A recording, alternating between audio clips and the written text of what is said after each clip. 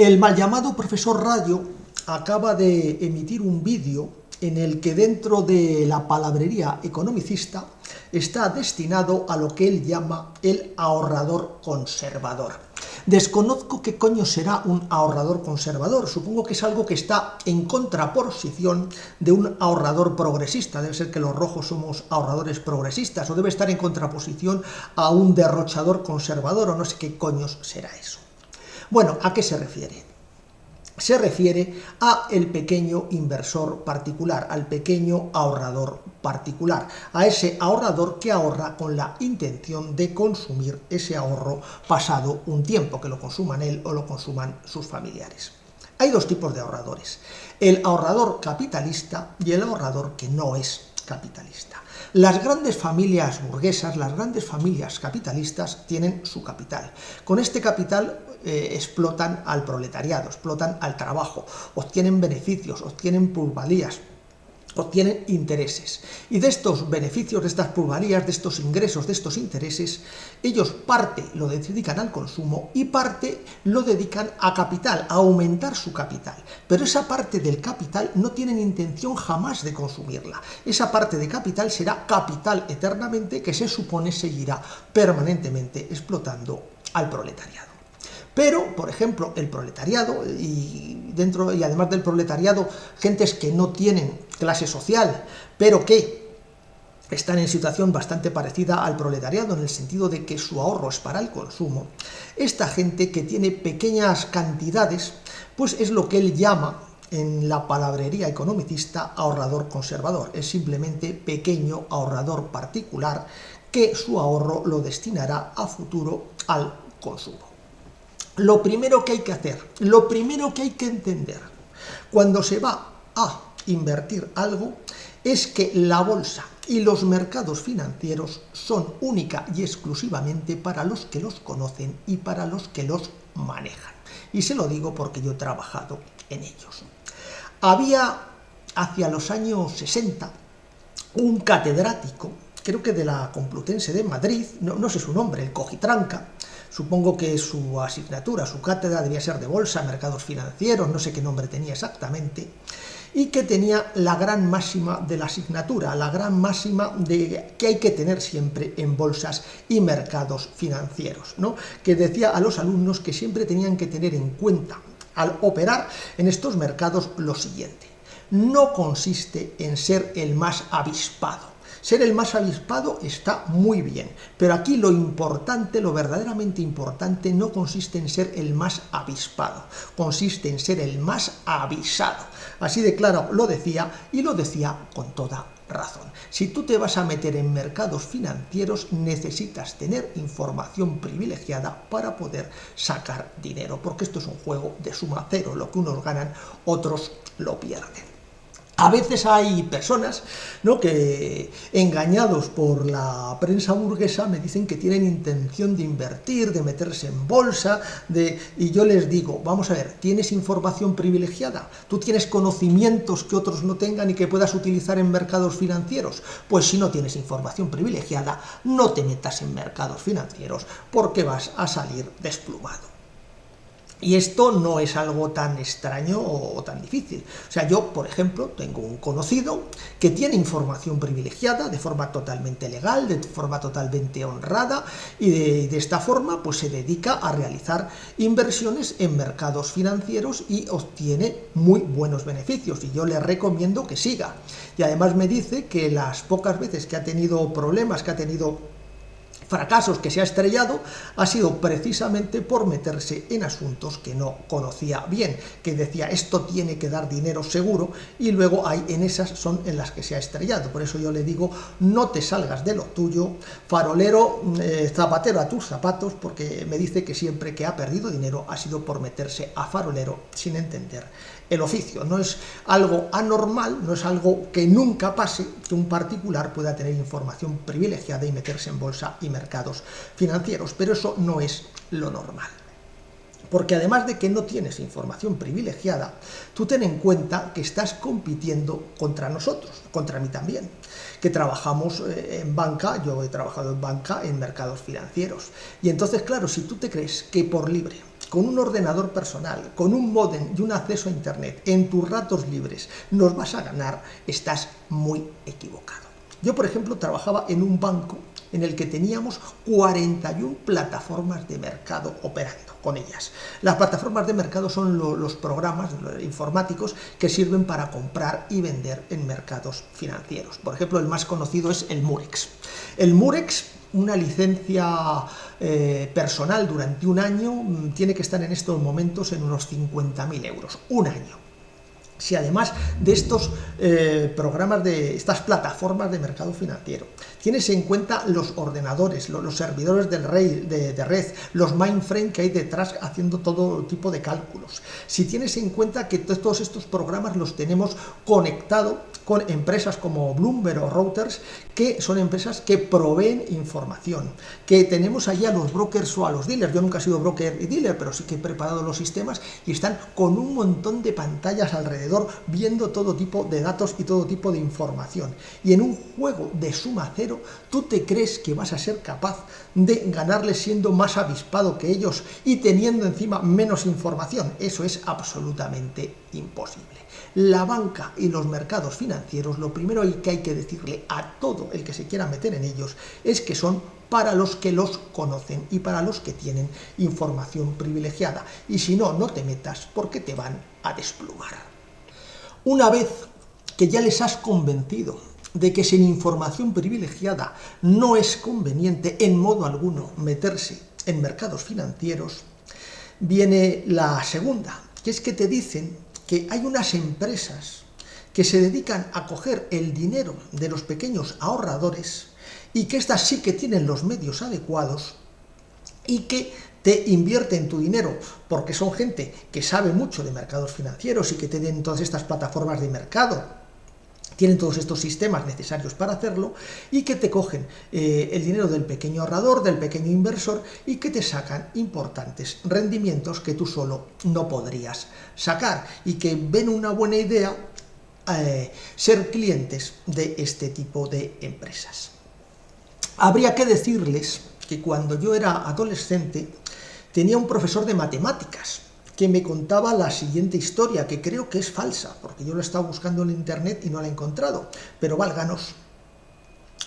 Nos decía que cuando daba estadística, que Blaise Pascal, cuando Pascal estaba poniendo los cimientos de la estadística, estaba creando la estadística moderna, la estadística predictiva, y había inventado la ruleta y trabajaba con la ruleta, etcétera, recibió una carta. Y en esta carta un señor, que decía ser una persona adinerada, le indicaba lo siguiente: me he enterado de que usted es un sabio tan grande que es capaz de saber qué número va a salir a la ruleta. Entonces le voy a proponer un negocio.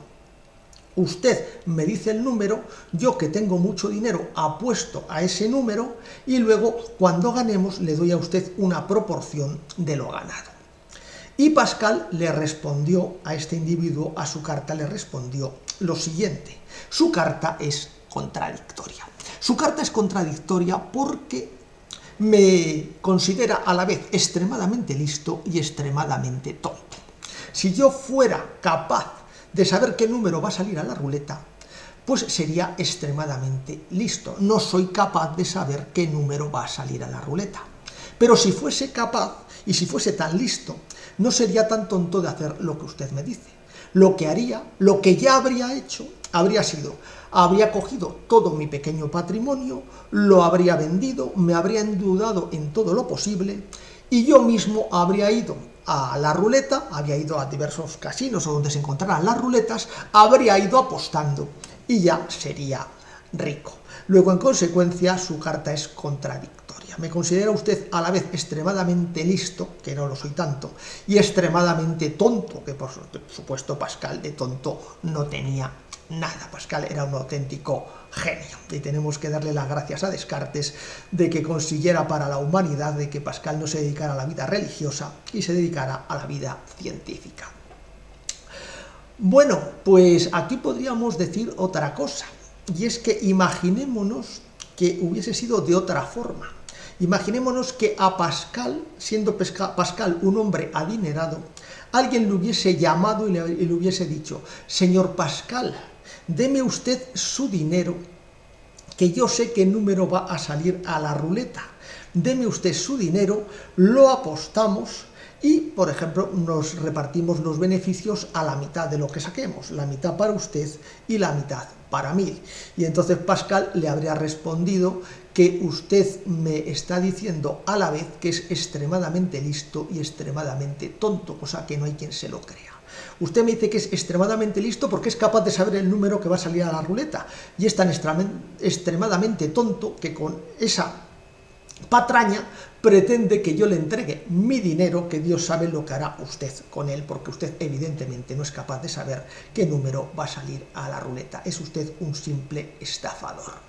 Pues a esas empresas que gestionan patrimonios de terceros, ¿no?, que cobran una módica cantidad por hacerte más rico de lo que eres, dándote intereses superiores a los que conseguirías de otra forma, hay que decirles lo mismo que diría teóricamente, porque parece ser que la anécdota es falsa, Pascal. ¿Por qué usted hace la estupidez de venir a pedirme mi dinero cuando me asegura que sabe cómo hacerse rico? Usted, si verdaderamente supiera cómo sacar esas rentabilidades tan elevadas, en vez de hacerlo con mi dinero, lo haría con el suyo y sacaría mucho más que llevándose una modesta comisión. Yo vivo en un auténtico supermercado de la droga. Es una pena que yo no sea drogadicto, porque la verdad es un desperdicio con lo bien que está esto para ciertas cosas, que yo no lo use para nada. Y yo, que vivo aquí en este mundo, les puedo asegurar a ustedes una cosa. Aquí, en este negocio y en otros negocios, hay una máxima que siempre se debe seguir, y es la máxima de: nunca consumas lo que vendes, ¿no? Hay ciertos negocios en los que se venden ciertas cosas que la máxima es: nunca consumas lo que vendes, véndeselo al otro, pero tú no lo consumas. Pues a ambos negocios y a otros se les podía aplicar este lema: nunca consumas lo que vendes. Cuando alguien te viene diciendo que esto es una cosa magnífica, ¿no?, y él no la consume, hay que sospechar de esa persona. El objetivo de estas empresas que gestionan patrimonios de pequeños ahorradores es conseguir nuevos clientes, es aumentar su cartera de clientes. Y cuando llega el final de año y sacamos los datos y sacamos los resultados, pues lo importante es qué beneficios ha obtenido la entidad. Y lo secundario es qué beneficios han obtenido los clientes. Eso es totalmente secundario. Lo importante es lo que ha ganado la propia empresa, evidentemente. Lo importante es cuánto ha ganado la empresa. Y la realidad es que muchos de estos trabajadores son meros comerciales, y como meros comerciales que son un puto número al final de año en la cuenta de resultados, así de claro, y de ese puto número depende su futuro y el de su familia. Esa es la realidad. Yo me acuerdo, por ejemplo, que una vez sacamos un nuevo producto de banca privada y fue un exitazo porque se captaron una enorme cantidad de fondos, se gastaron millones de euros de ahorradores no pequeños, pero eran ahorradores ya de un cierto nivel, ahorradores de banca privada, ahorradores que ya tenían dentro del banco sus propios gestores de inversión, ¿no? Y me decía un compañero: están todos contentos de lo magnífica que ha ido todo y la enorme cantidad de dinero que se ha captado, de la de fondos que se han conseguido. Y se les han ofrecido el oro y el moro, ya veremos qué les pueden ofertar. Pero no te creas que eso les preocupaba demasiado, a lo mejor le preocupaba a él y a mí, pero esto, lo importante es que habían conseguido los objetivos, el banco estaba contento con ellos, el banco iba a ganar dinero con esto, y ahí se acababa todo. Luego ya lo que les hayan dado a los clientes, que todavía la inversión no ha terminado, porque es una inversión a muy largo plazo, pues ya eso será otra cosa. Yo estoy seguro que los clientes en este momento se están arrepintiendo de haber comprado aquellos productos. Siempre lo importante es que el cliente deje beneficio. Yo siempre que he trabajado en inversión, lo importante es que el cliente opere, ¿no? Al cliente hay que decirle, hay que convencerle de que venga diciéndole: usted tiene que poner su dinero a trabajar. Su dinero no puede estar ahí ocioso, su dinero puede estar trabajando por usted. Ponga su dinero a trabajar, entrégonoslo y nosotros le ponemos a usted su dinero a trabajar. Evidentemente el dinero no trabaja. Los únicos que trabajamos somos las personas. El trabajo es el único creador de riqueza en la sociedad. El dinero no trabaja por sí mismo. ¿Pero cómo trabaja el dinero? Pues el dinero trabaja comprando y vendiendo mercancías. Comprando y vendiendo, las mercancías aumentan de valor y así se hace dinero, ¿no? Y el dinero genera dinero, pero evidentemente las mercancías por sí mismas no generan un aumento de valor. Es lo que Marx llama el fetichismo de la mercancía, que las mercancías por sí mismas aumentan de valor, que comprando y vendiendo mercancías con dinero se consigue más dinero porque las mercancías aumentan de valor, pero no es así. La única forma en que se consigue dinero es mediante la explotación capitalista. Es apoderándose del trabajo de otro. Uno puede tener un negocio de zapatería y compra cueros y vende zapatos, pero evidentemente ahí lo que hay es una explotación del personal de zapatería, porque si esta persona se va a un mercado y compra zapatos y en ese mismo mercado vende zapatos, los tendrá que vender al mismo precio. Entonces, ¿de dónde sale el beneficio empresarial? De la explotación del proletariado. Una de las cosas que hay que comprar necesariamente para que las mercancías dentro del fetichismo de la mercancía aumente de valor es mano de obra. Hace falta que en esa empresa zapatera haya empleados, haya zapateros que generen beneficios. Y hay un chiste que ahora se lo explico y es el siguiente dentro del sector de la banca privada. Y es que llega un cliente y llama a su asesor, ¿no? A su asesor de inversiones, y el asesor le dice: dada la situación en la que se encuentran los mercados, dada la situación actual de la economía, yo lo que creo que debes hacer es no moverte, no te muevas, quédate en las posiciones en las que estás, ni compras ni vendes, no te muevas, que en este momento no es lo adecuado. El chiste se resume porque evidentemente ese asesor de inversiones de la entidad financiera le van a despedir. Al cliente hay que decirle: tienes que poner tu dinero a trabajar todavía más. O sea, hay que darle 2, 3, 4, 5, 6 posibilidades, ¿no?, para cambiarlo de sitio y que todavía el dinero trabaje más y le dé más beneficios. Y lógicamente cada vez que se hacen estos cambios, cada vez que hay un movimiento de un producto financiero a otro producto financiero, se le cobra por el traspaso. Evidentemente lo que no se puede hacer es permitir que el cliente se pase años y años en su posición sin comprar, sin vender y cobrándole única y exclusivamente la comisión de mantenimiento de la cuenta. Eso no puede ser. Y al final, pues tarde o temprano, el cliente se dará una hostia, bien perdiendo dinero o bien no ganándolo, pudiendo haberlo ganado en otro sitio. Pero se le dice lo de siempre: no te puedes rendir a la primera, el mundo es de los valientes, el mundo no es de los cobardes. Caer es posible, caer nos caemos todos, pues claro que en mercados financieros hasta el mejor se ha caído alguna vez, pero levantarse es imprescindible, es absolutamente imprescindible, uno no puede no levantarse. Es necesario levantarse y te vamos a hacer una oferta cojonuda, una operación buenísima para que te recuperes de estas pérdidas.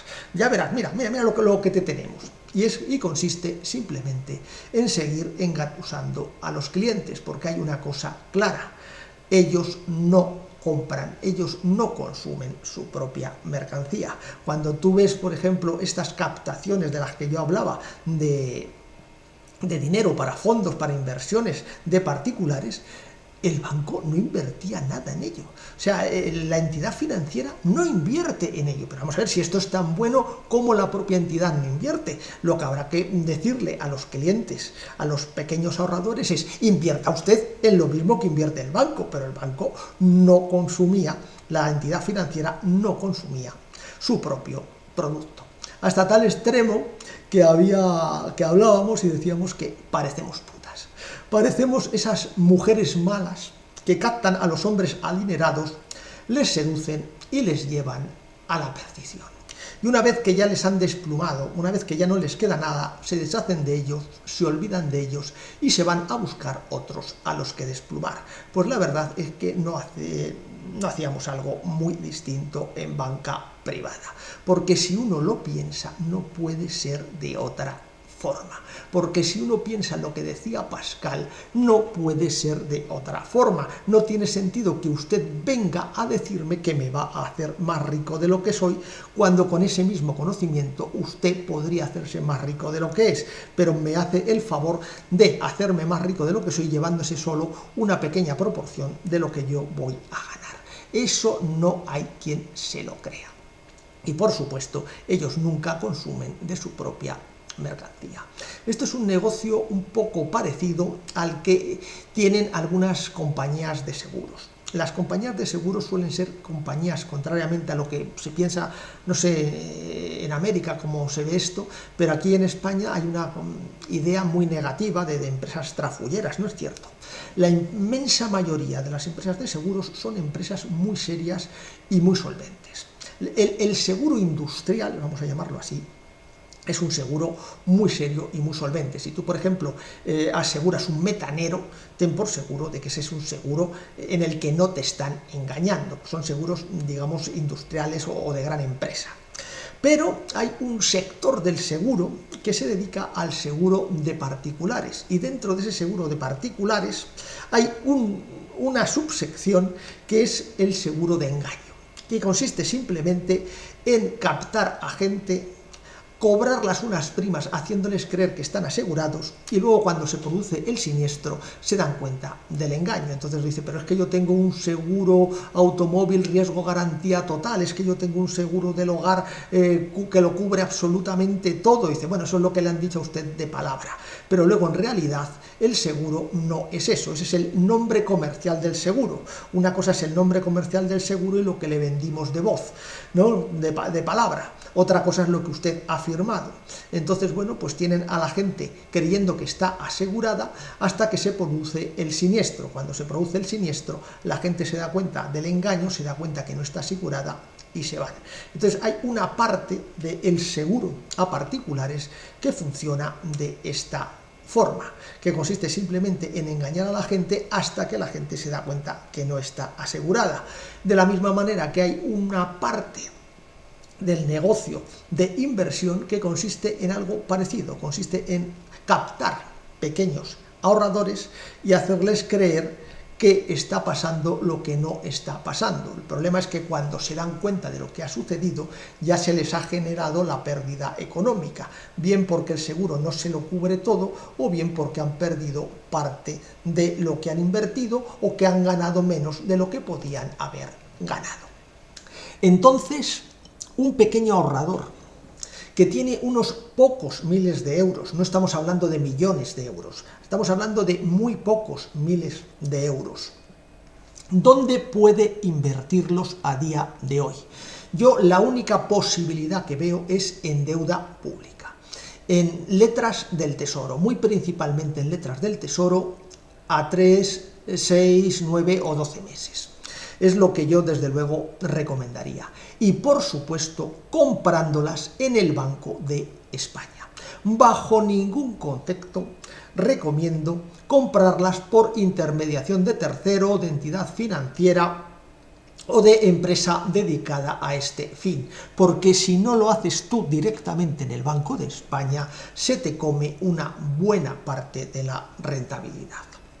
Y esto es un auténtico problemón, porque hay que ir a comprarlas al mismo Banco de España, y el Banco de España exige que tengas turno, que tengas hora, y está absolutamente todo ocupado. Acabo de entrar ahora mismo. En Madrid ya los 2 próximos meses está todo ocupado, no hay horas, y los siguientes meses, ya más de 60 días naturales estamos hablando, no ha salido todavía la posibilidad de coger hora. Y entro en Barcelona y lo mismo, y en Valencia y en Bilbao lo mismo. no hay posibilidad alguna de conseguir ir al Banco de España a abrir una cuenta en el Banco de España. Si tienes más de 1.000 euros, esto a lo mejor alguien dice, hostia, una cuenta en el Banco de España, esto es sencillísimo, te vas al Alcalá 44 con tu hora, te vas con tu DNI, te vas con los datos que te piden, que prácticamente es el DNI, una fotocopia del DNI y poco más, sobre todo si es una cuenta particular, distinto ya si es una cuenta conjunta para un matrimonio, para una empresa o cosas así, pero si es una cuenta particular, simplemente te vas al Banco de España con tu DNI, puedes ingresar la cantidad mediante talón, puedes ingresar la cantidad posteriormente mediante la transferencia bancaria que te indiquen desde tu banco al Banco de España y ya está, es así de simple. El problema es que no hay forma alguna de hacerlo, no hay forma alguna de conseguir hora para comprar deuda pública en el Banco de España, que repito, es algo que no debe dar ningún miedo. Te vas a Alcalá 44, pasas allí los controles, vas a la sala de contratación y allí haces la operación de abrirte una cuenta en el Banco de España, que siempre tienen que ser cuentas a plazo. El Banco de España no tiene cuentas corrientes y por supuesto no da servicios de ningún tipo, del tipo talones, pago de recibos o cosas por el estilo. Son cuentas a plazo. Pero, ¿qué decir? Tenemos el gobierno más progresista de la historia de España. Un gobierno tan progresista que no gobierna para los bancos, gobierna para los ciudadanos. Pero vemos que es totalmente mentira. Cuando uno ve lo que verdaderamente están haciendo, es algo a favor de los bancos y en contra de los ciudadanos y de la nación. Porque quienes desean comprar deuda pública no pueden, o sea, les están obligando a que los bancos ganen dinero con su contratación, haciendo la intermediación, porque no hay forma de contratarla, o es muy difícil contratarla directamente yendo al Banco de España. Y además no solo eso, sino que, como siempre ha sucedido, hay que ir en día laboral y por la mañana, con lo cual también mucha gente tiene problemas para ello. Ya no es que no trabajen sábados, domingos y festivos en este tipo de contratación, que hombre, sería de desear que fuese así, sino que ni siquiera trabajan los días laborables por la tarde. Y de esta manera, pues, benefician a los bancos que se quedan con sus comisiones por la compra de la deuda pública y benefician a los bancos porque el tipo de interés es más elevado. Al impedir que los inversores particulares o al dificultar que los inversores particulares puedan con la totalidad de sus ahorros acudir a estas subastas y hacer bajar los tipos de interés, pues evidentemente los tipos de interés suben. Y esos tipos de interés tendrán que ser pagados con el dinero de los contribuyentes, con los impuestos de los contribuyentes. Menos mal que tenemos el gobierno más progresista de la historia de España, que gobierna para los ciudadanos y no gobierna para los bancos, porque si estuviera gobernando para los bancos y no para los ciudadanos, pues ya no sabe uno qué estarían haciendo. Se podría invertir también en deuda soberana de otros países de la zona euro. Pero claro, estamos en la misma situación que en España. Si lo haces a través de terceros, se te come una parte importante del rendimiento. Y si lo haces tú directamente, pues tendrás que irte a ese país a realizar la contratación, que posiblemente necesitarás conocer la lengua de ese país. Si vives en ese país, pues bueno, eso es una opción, pero si te tienes que desplazar, aunque solo sea a Portugal o a Francia para hacerlo, y además teniendo que hacerlo en el idioma del país, porque el funcionario es de suponer que no se sabe o no tiene por qué saber otros idiomas, pues no parece una buena opción. Y hay otra posibilidad, que es hacer la inversión en un banco extranjero que dé unos tipos de interés superiores a los bancos españoles. Pero esto solo tiene sentido si es un banco de la zona euro y en euros. Yo, por ejemplo, trabajaba con un compañero que hizo, a mi entender, aunque él me decía que no, la insensatez de hace muchos años, contratar una hipoteca en yenes, porque el yen estaba muy elevado, iba a bajar, y porque el yen tenía unos tipos de interés extremadamente bajos, cuando en España la peseta tenía unos tipos de interés muy altos. Es una locura, porque una hipoteca es un préstamo a muchos años y el riesgo es enorme. Al final se pegó una cierta hostia, pero tuvo éxito de no pegarse una hostia que verdaderamente le arruinara, porque es una operación muy complicada, es una operación de mucho riesgo, porque tú no sabes qué va a pasar con el yen, ni con el tipo de interés del yen, ni con la peseta, ni con el tipo de interés de la peseta. De hecho, cuando lo contrató, jamás se le ocurrió de que acabaría viendo la relación entre yenes y euros, porque ya había euros. Evidentemente, entonces, operar para un particular en moneda extranjera es algo muy inadecuado. Además, los seguros de cambio son seguros de cambio que no son a tan largo plazo, y además los seguros de cambio, que yo he trabajado también en seguros de cambio, no los suelen contratar particulares. Los seguros de cambio son muy baratos, son un producto muy interesante, pero es un producto para empresas. En consecuencia, lo que hay que ver es que sea un producto de un banco de la zona euro y que sea en euros, e importantísimo que esté cubierto por el Fondo de Garantía de Depósitos del Banco Central Europeo, porque no todos lo que se mete en un banco está cubierto por el Fondo de Garantía de Depósitos del Banco Central Europeo. Las cuentas corrientes sí, pero cuando te metes en cuentas a plazo, ten mucho cuidado y asegúrate de que efectivamente está cubierto por el Fondo de Garantía de Depósitos.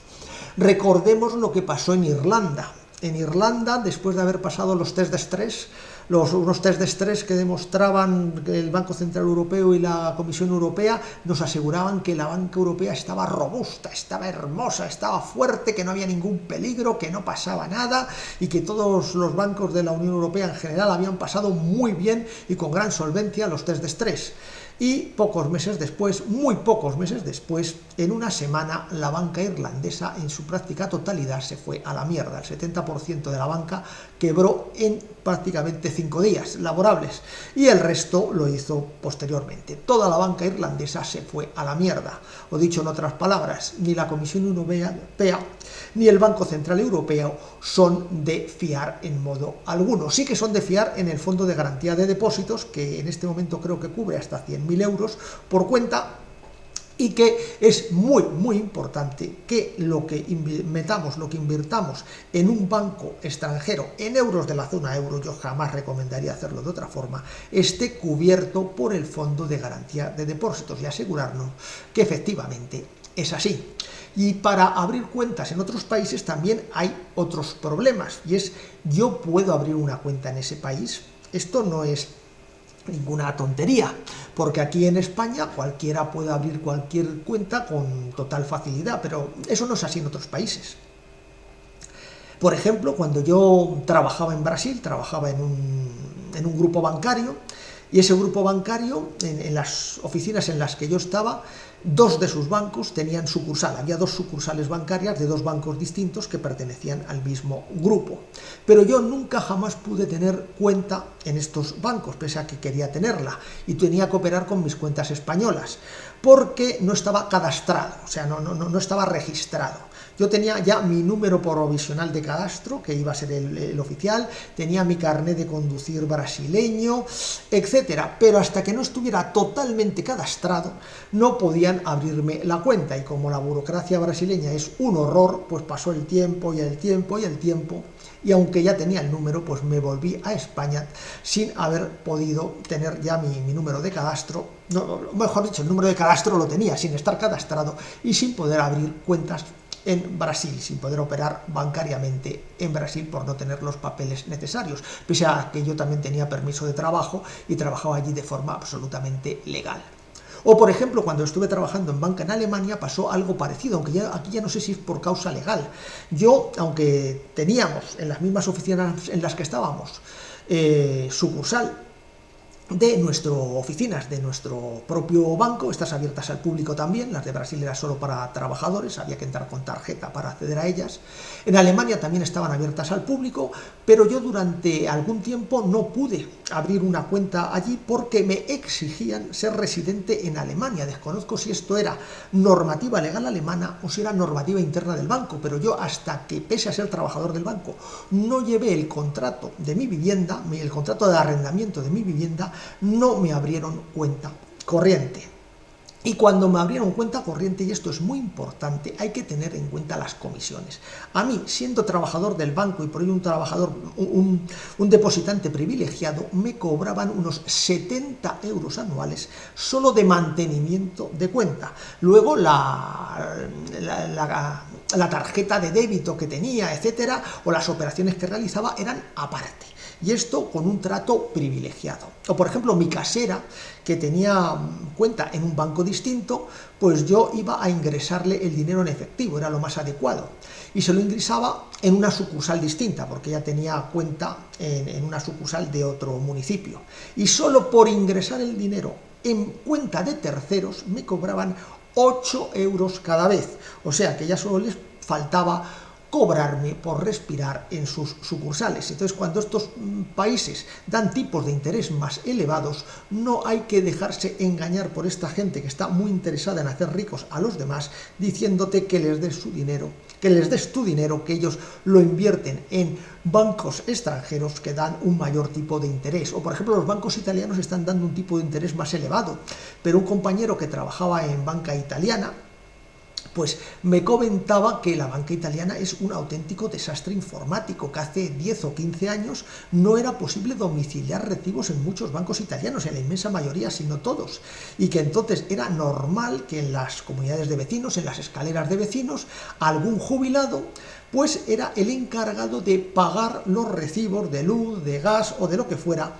de los que vivían en aquel lugar, y que por hacer esta gestión y hacer estas colas y hacer estos pagos, pues el jubilado se llevaba un dinerillo que le pagaban los vecinos por hacerles esta gestión. Entonces, claro, tú te puedes encontrar con que sí, con que un banco italiano te da un tipo de interés mucho más alto que un banco español, pero primero, las posibilidades, o sea, los servicios bancarios, los productos bancarios que te da ese banco italiano, muy posiblemente, seguro que no van a ser los que te da cualquier banco español, por muy cutre que sea. Y las comisiones que se le cobra a ese banco italiano, solo de mantenimiento de cuenta, no van a ser las de un banco español.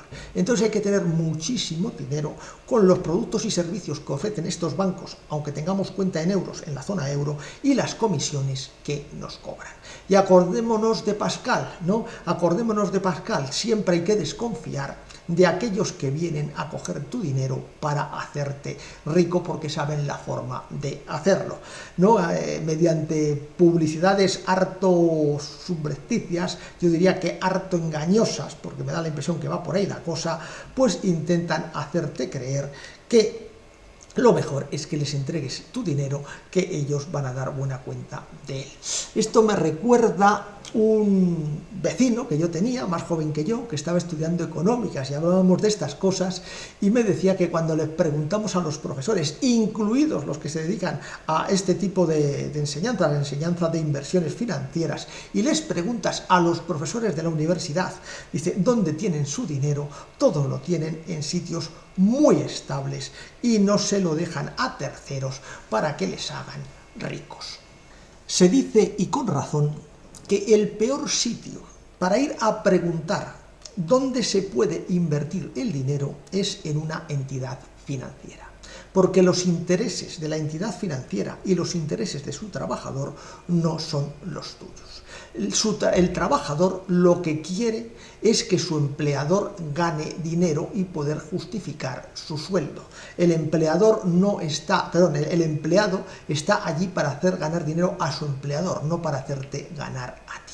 Lo peor que se puede hacer es, el peor sitio al que se puede ir a preguntar dónde invertir el dinero es en una entidad financiera.